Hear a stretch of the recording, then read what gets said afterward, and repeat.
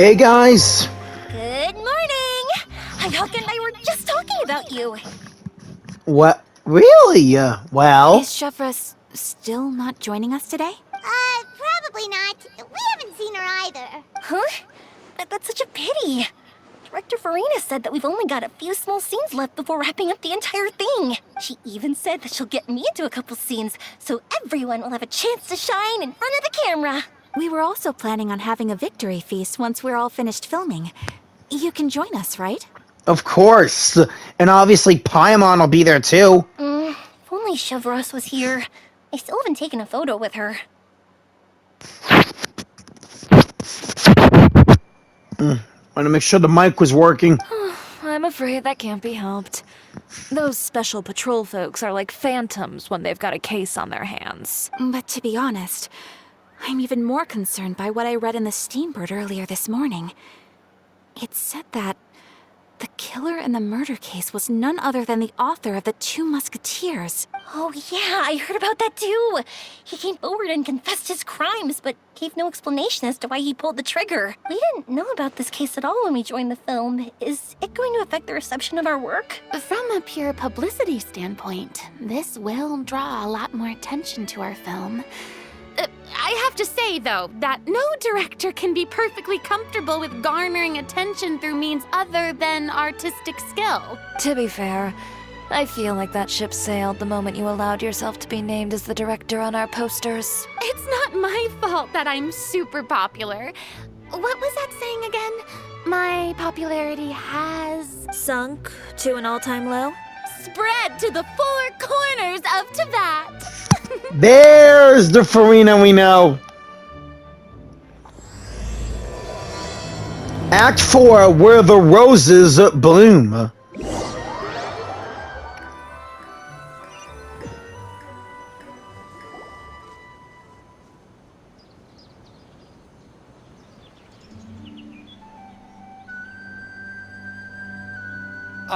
Excuse me, everyone. Hey, that's Mr. Morris. Xavier! Feels like it's been ages since we last saw you. Yeah, how you been, I've dude? been talking non-stop with the Film Association, and I'm absolutely swamped trying to coordinate the film's marketing. So forgive me for not being around more often, but please believe me when I say that I will make sure everyone's hard work gets the exposure it deserves. And don't forget to make me your lead role in your next production, please. Oh, seems like you've been fighting your own battles. Yes, that's one way to put it. Oh, and before we begin the final round of filming, please allow me to finally introduce you to the original investor of our film, Mr. Morris. A pleasure to meet you all. Yes, glad to make your acquaintance, Mr. Morris. We've heard about the issues you've encountered with your financial situation, and genuinely hope that things have taken a turn for the better. Oh, well, the situation has indeed improved somewhat. Don't worry, Mr. Morris. Accidents and last-minute challenges happen all the time. There's no need to blame yourself over it. The good news is that we're almost done filming now. And I would even say that this is the best story I've ever seen. Is that so?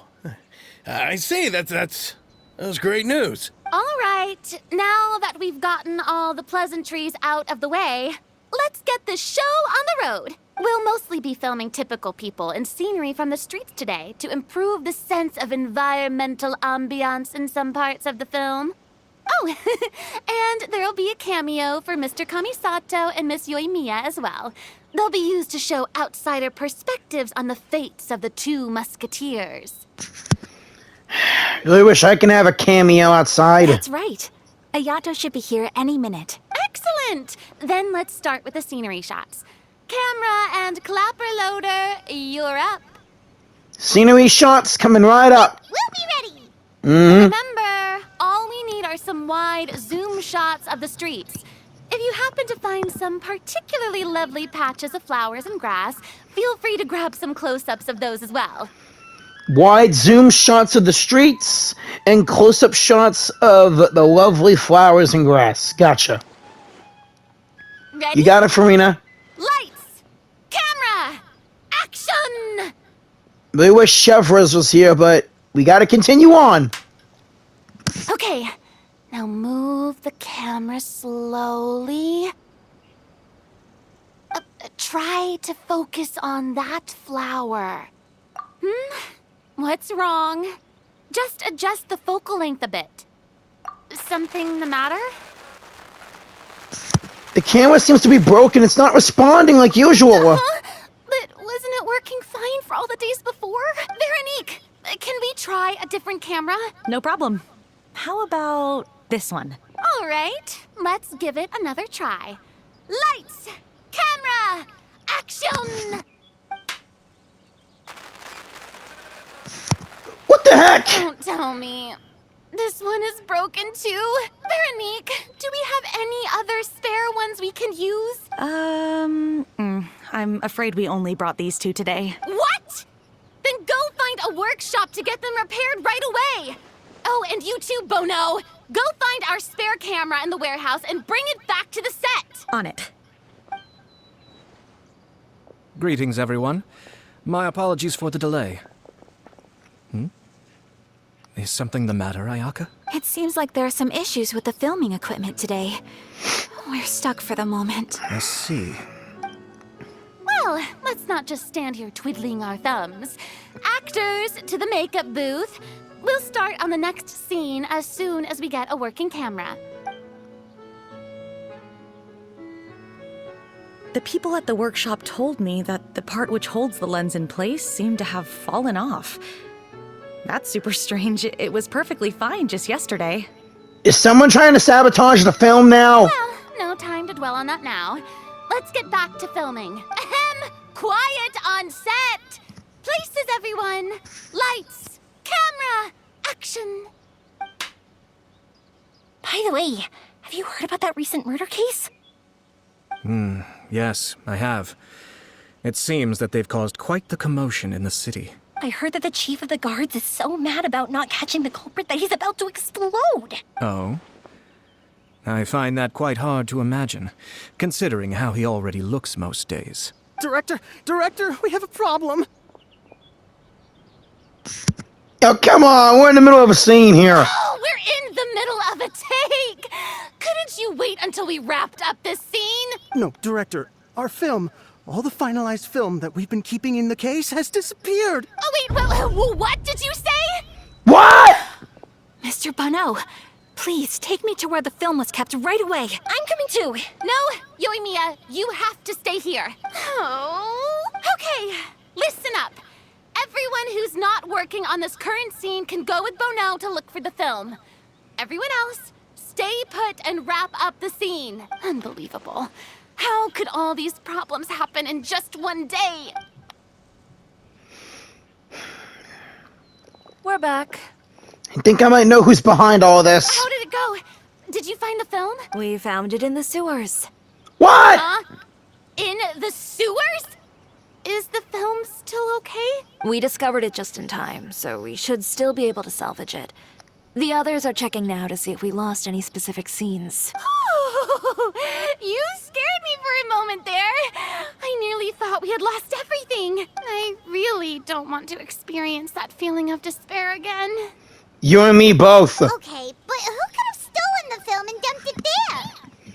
Yeah, who? Could it be some competitors working on other films? But if they wanted to harass us, why wait until the last day? I get you too, Chiori. Okay, we don't have time to really look into it right now. Let's strike while the iron is still hot and wrap this thing up once and for all. Yeah, let's finish it. Mm-hmm.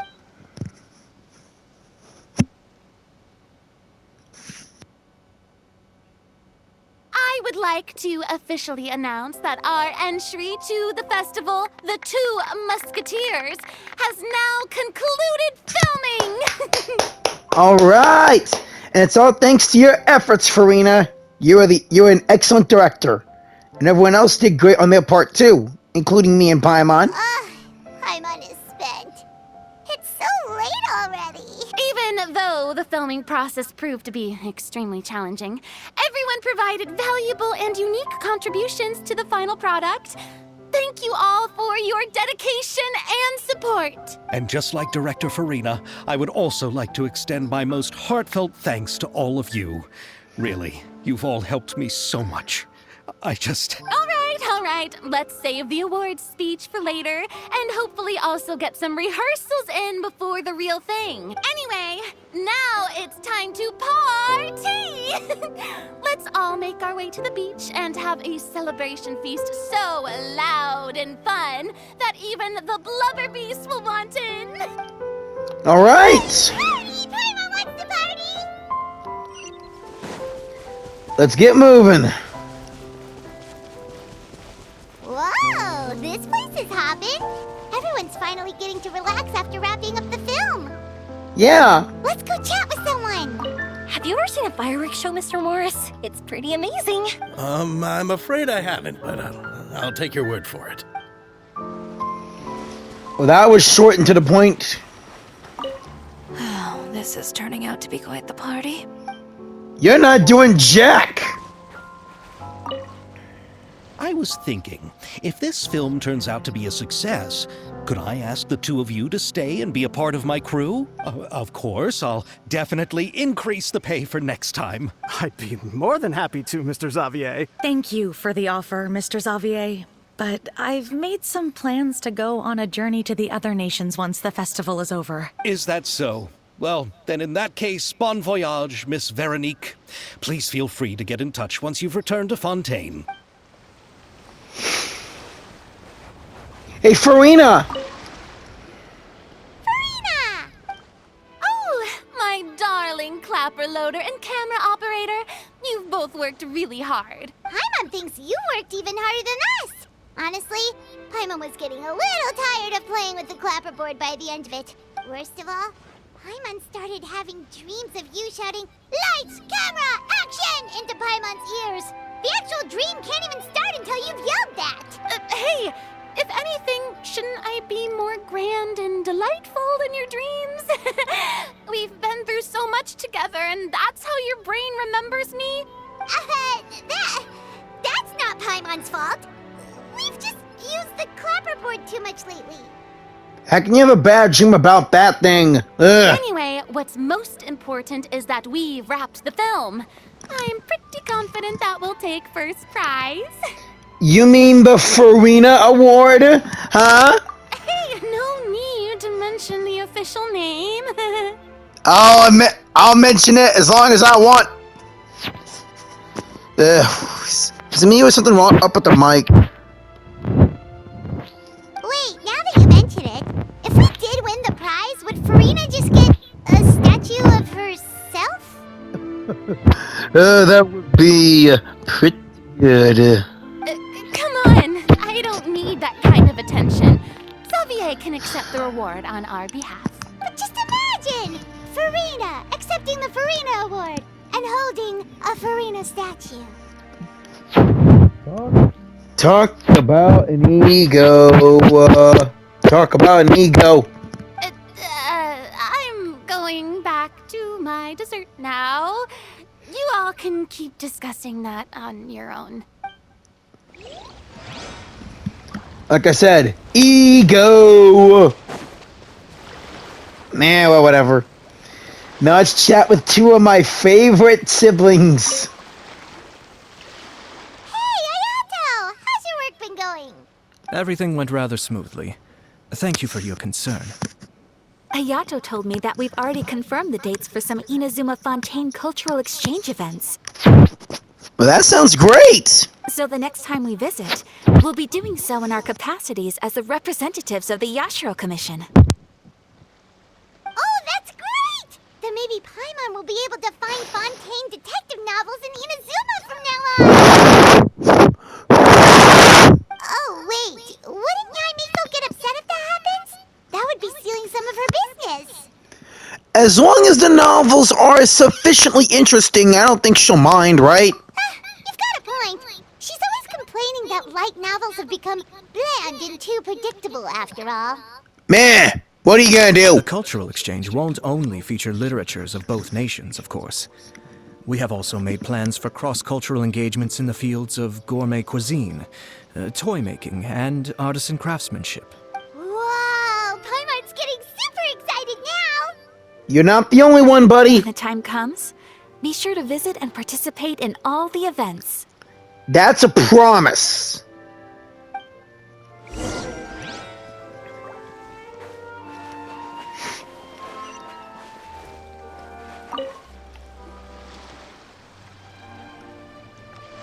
Cheery! Hey, you two. Are you not really into these kinds of big social occasions? Not particularly. But this is still better than Fontaine Fashion Week. Ah, guess you don't like to show up in Fashion Fest. But if this film becomes a big hit, people will definitely come flocking to your shop. Yes, that's highly likely. As long as the film can premiere as planned. Are you still worried about the case? That and all the obstacles we had to face today. You're right. It's as if all our bad luck just manifested at once. It's linked to Chevreuse. But why today of all days? And Morris. Paimon, she's looking at Morris. No, it's nothing. We've already delivered the film to the editors, so there should be nothing more to worry about. How are you doing, Mr. Morris? You having a good time? Well, you could say that. Do you happen to know when the party is scheduled to end? Judging by how much fun everyone's having, I'd say probably not until well after midnight. Is there something that you still have to take care of at home, Mr. Morris? Oh, well, I'm just not a late night person, so I might take off shortly. Oh no! Silly me. I almost forgot something super important. Oh, what is it? I prepared a whole batch of fireworks for the party, but I forgot to bring them over from the warehouse. Fireworks, you say? Well, that's, truly a pity. Sorry things didn't go as planned. Could you help me carry them over, Mr. Morris? I won't be able to fetch all of them by myself. Me? Are you sure that you can't find anyone else? I just wanted to make this a surprise for everyone. The warehouse isn't far from here. We'll be there in no time. Pretty please, Mr. Morris. These are some of the best fireworks I've ever made. So I also want you to see them before you leave. They're stunning. I promise that they'll be a once-in-a-lifetime experience that you'll never forget. But... It's okay. Just come with me. If we're sneaky enough, nobody else will see us leaving. All right. The warehouse is right over here. I moved the fireworks there in advance, so it shouldn't be too much work bringing them back. It's still a ways away from the party. Sorry about that, Mr. Morris. It's probably because I'm used to carrying fireworks all the time, so it doesn't feel like a lot of work to me.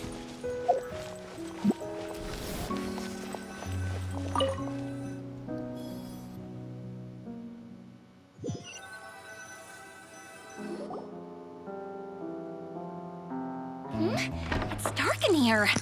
Wait here, Mr. Morris. I think the light switch should be somewhere over here. Why did I have to get roped into this? What was that?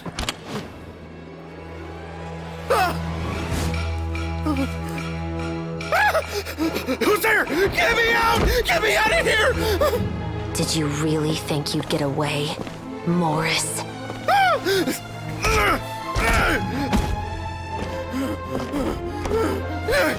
You've got the wrong guy! It wasn't me! I'm not the killer! You know, Eliza died a far more heroic death than this. She fought your assassin to the end, to save the children she had hidden beneath the floorboards.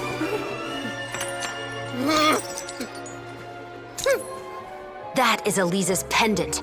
The one with a photo of you two inside. The one you gave her. Ring any bells? It's a fake! It has to be! There's no way! No way your assassin didn't destroy it, you mean?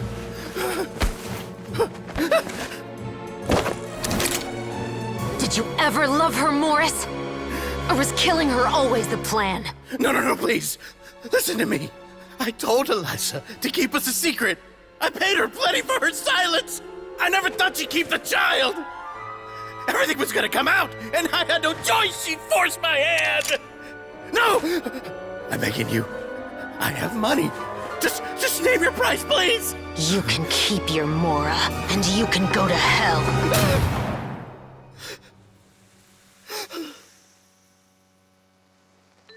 I'm Captain Shovraz of the Special Patrol. Morris, you're under arrest for Eliza's murder. Huh?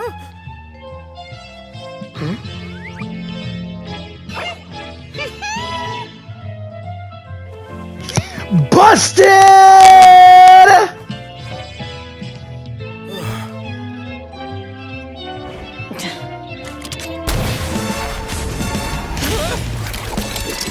You're under arrest too, prop manager Veronique.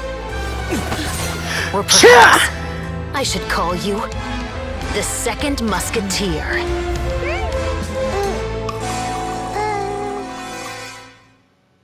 Wait, what's going on? This wasn't in the script. Why am I still holding that crappy sword? I'd rather have my PlayStation exclusive sword on the Traveler right now. Or the Skyward Blade. Drop the gun, Veronique. Why? Why would you keep me from exacting revenge on this heartless monster? Drop your weapon. This is my final warning. What is going on? Do I have to spell it out for you, Morris? Everything that took place just now was staged to get you to confess the truth. But this last part is all improv, of course. Chevraz, you told us you wanted us to help you stage a play. You never said anything about the Second Musketeer. It's because even I had no way to confirm my theory until now. Thank you for your performance, Yoimiya. Could I trouble you to go and bring in the other Special Patrol members? They should be on standby just outside. Oh, and please tell the other cast members not to worry about us. We'll be rejoining them shortly. On it! Thanks, Zoemia! So what do you think, Morris? Care to talk about what happened 20 years ago? My patience is limited, you know. Don't force me to take you back to the interrogation room. I'd wager that you wouldn't last for more than a minute in there. With the recording we made, you have no chance of winning in court. Cooperating with us now is the most practical move. All right. I'll talk. I hired an assassin to murder Eliza. She once worked as a maid on my family's estate.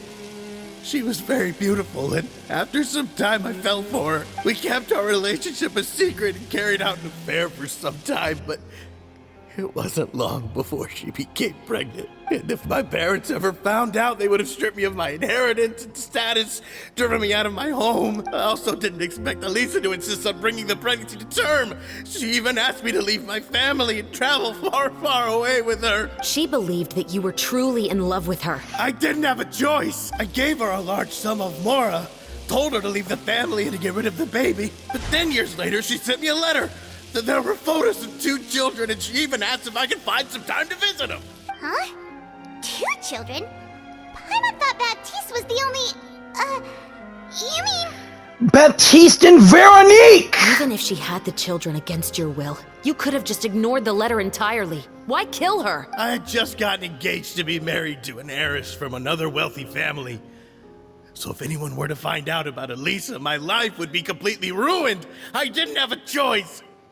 Dude, you suck! No. You always had a choice.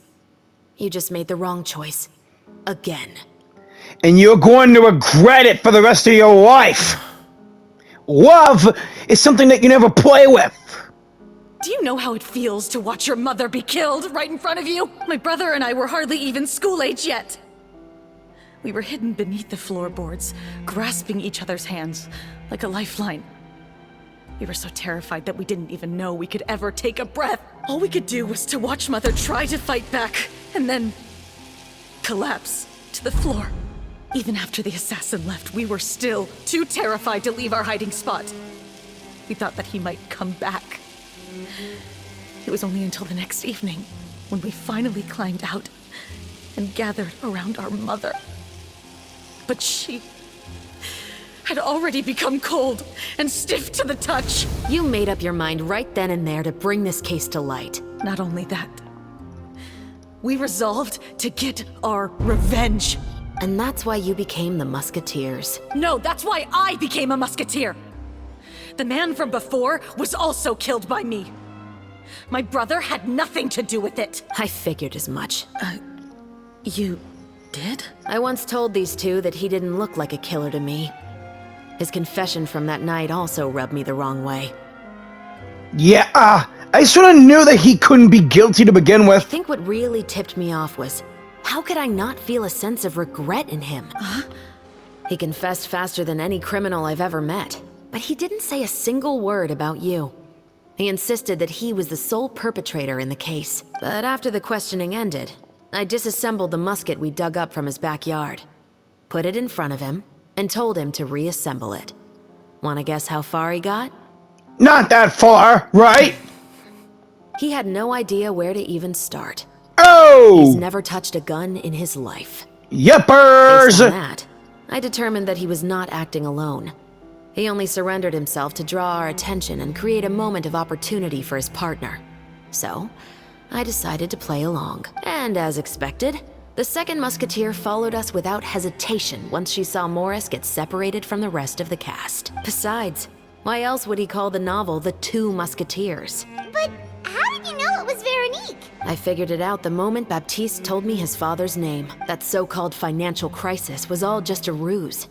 He just wanted to sign up as the investor and then leave the film without any source of funding. After all, he has a vested interest in minimizing the reach of this story. It's really just the same thing as what he did to Eliza all those years ago. Human scum. But then Xavier pulled out all the stops and got the film made against all odds. Morris couldn't have that. With the killer in custody, he figured it was safe to act.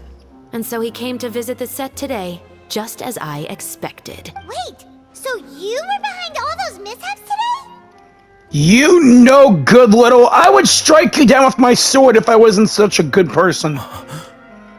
As for the identity of the second musketeer, I assumed they'd probably stay close to Morris and look for an opening. And if they already knew that Morris was the film's investor, then that narrowed the list of potential suspects as well. Furthermore, being the props manager would allow the culprit to avoid scrutiny by purchasing mechanical parts in the name of the crew. With that hypothesis in mind, I went back to check Baptiste's orphanage adoption records. Guess whose name I saw on the same page, just a few lines from his. Veronique! My brother. He trusted you. As in, he trusted me to perform the deed on his behalf? He trusted you to stand on the side of justice. I am. I thought you could do it as well. Oh, the look on your face when you told him to go to hell. I really thought you'd put a bullet in his brain. You know what he has done.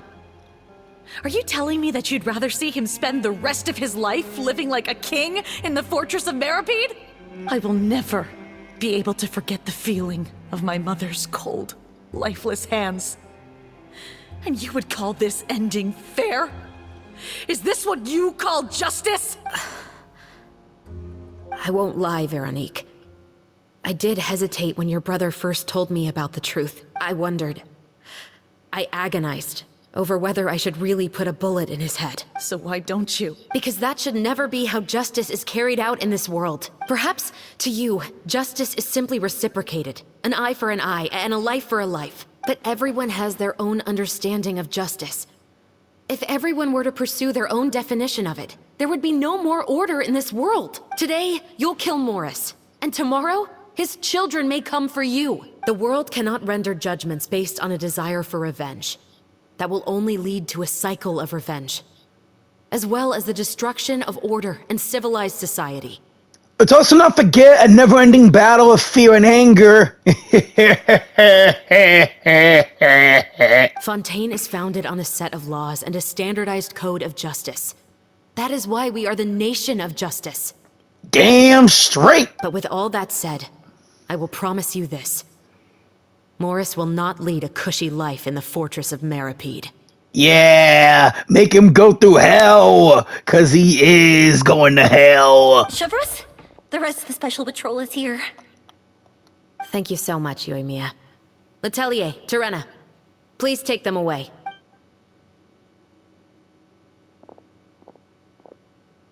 I still can't agree with your reasoning. I know. Justice has not been delivered. At least, not today. We're sorry, Veronique. Chevres. You good? Let's go. We should give an explanation to the crew. I think you made the right call. Thank you for your concern. I'm fine.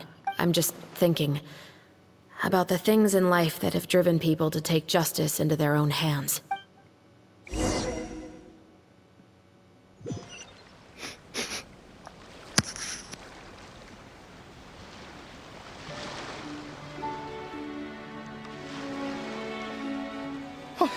Who would have thought Morris would turn out to be...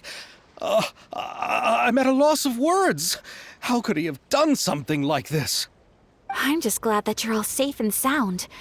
Who knew that such a labyrinth of cases would be behind this story? Well, what should we do now? We have a finished film, of course, but should we still go ahead with the premiere? What do you mean? Shouldn't you be even more motivated to spread the word now that you've learned the truth? Chiori is right. I'd also like more people to see this story for themselves. But the real ending of the story seems to have deviated somewhat from the one in the script. Is that still acceptable to you, Miss Chevres? The call is yours. We still have time to reshoot an ending if that's what you'd like. No, it's fine as is. I like what we have for the catharsis. Romanticism is what gives works of art their appeal. Fiction is able to explore means of restitution that could never work in real life. Just like the real world, the world of stories also has its own set of rules and justice. These different possibilities are what initially drew me to reading in the first place. Looks like you understand the rules of rules and justice in both worlds, both in the fictional world and in reality. Sounds good to me. I support your decision. What about Veronique? Will she be okay? She will soon face her judgment alongside her brother and Morris. Which, look at that! The family in court together, and then they'll split. If I had to guess, they'll probably all be sent to the fortress of Meripede.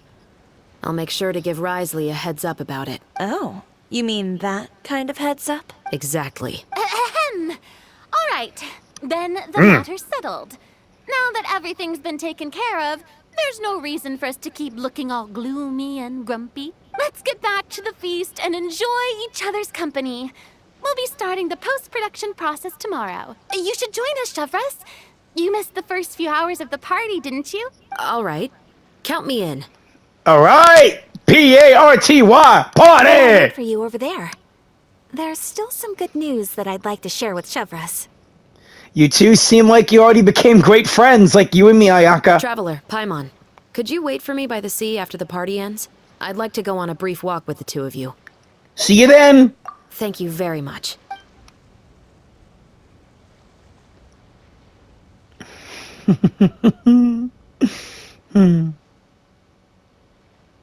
Oh, genius invocation!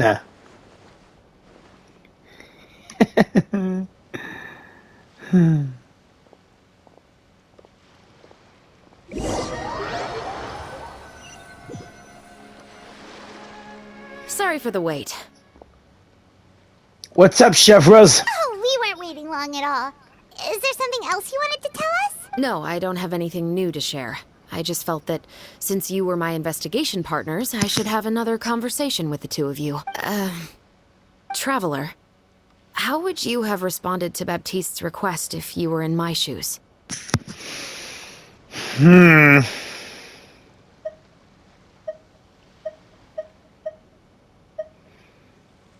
To be honest, I would have done the same thing as you.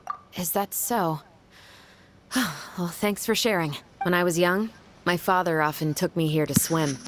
We'd come rain or shine, even when it was freezing cold. He told me that swimming was the best activity to train one's strength of will. You could never give up before reaching the shore, especially when the water was cold. Oh? Why's that? Water's naturally cold, and it's naturally hot when the sun's out, or when you have a heated jacuzzi. I mean, a heated pool or a jacuzzi. Because the moment you give up would be the moment you die. At that point, I still hadn't received my vision.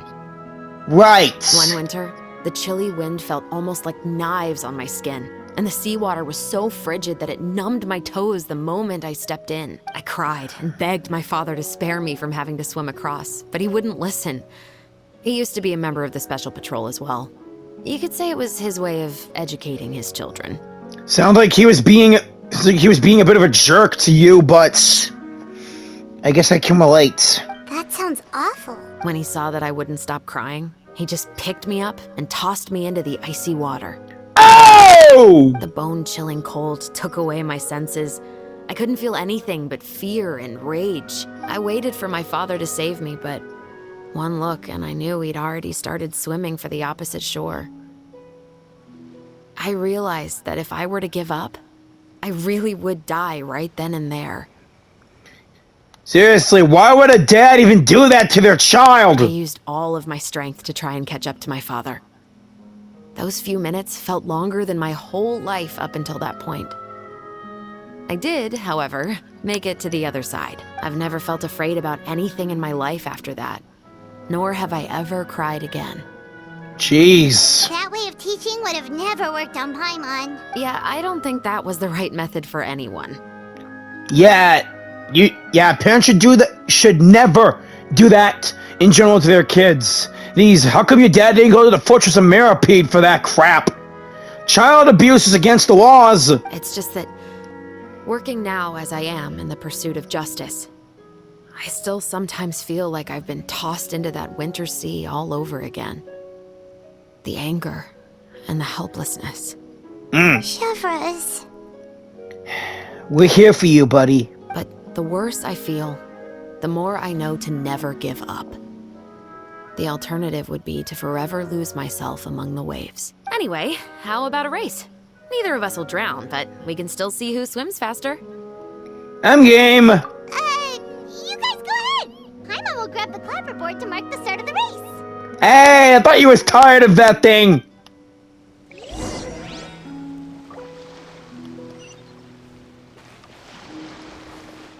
Alright, let's get this swimming contest started. Oh, that felt good. Yeah, I guess it did. You were so fast in the water, Chevres. You were swimming even faster than Paimon could fly. So, about the Special Patrol, did you join because of your dad? Partly, but I'd say I was more inspired by the heroes I read about in stories growing up. Oh, so it's due to your love of stories. Of course, it was only after I joined the Special Patrol that I learned that truth is often stranger than fiction. Sometimes, yes. Come on, let's walk a bit more. Alright, I'm glad we're getting to know you more. To be honest, I do sometimes question whether the decisions I make are the right ones.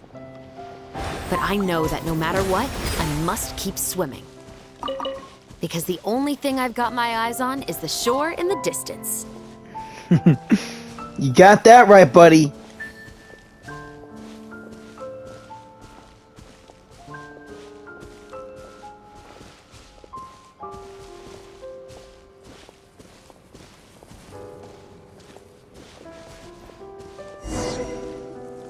Thank you for coming on this walk with me. I feel a lot better after getting all that off my chest. Anytime. Huh. We're nearly back at Baptiste's house. Wow. Huh, you're right. I didn't realize we were so close. Really? He really did plant a lot of flowers. It's just like how he described it in the story. Huh? Wait. Paimon, Traveler, look! Is a rainbow rose about to bloom? Rainbow roses in the garden. They're in full bloom now. I knew it! I knew it! Woo! Act 4 completed! It's raining! Even though it's a bit late, I must thank you for investigating this case with me. No problem. Not on behalf of the Special Patrol this time. It's a personal expression of gratitude from yours truly. About your family? Oh, you want to hear more about my father? To be honest, I didn't spend that much time with him. He was always busy with the Special Patrol, so he would often return home really late at night. Some nights, he didn't come home at all. Once, He didn't come home for a long time, maybe a whole week or so. When I went out to buy food, I learned that he had become a criminal, and by extension, that made me a criminal's daughter. Boy! We can talk about that another day. About the case? I actually have a lot of sympathy for Veronique and Baptiste. I can understand the hatred they feel for their father, but that doesn't mean I'll allow them to walk the path of evil, even if it might lead to another sense of justice. Did you have to pull a sense of justice trick on your dad? Or is he in the fortress? About the film? Films are different from the real world. They're a form of art and represent the wishes in people's hearts. True. I adore the two Musketeers, and I'm very happy to have had the opportunity to act the role as one. I can't wait to catch the film when it premieres in the Opera House. I'm looking forward to seeing the audience's reaction to the climactic ending. Wait, they're filming it in the Opera Epiclese?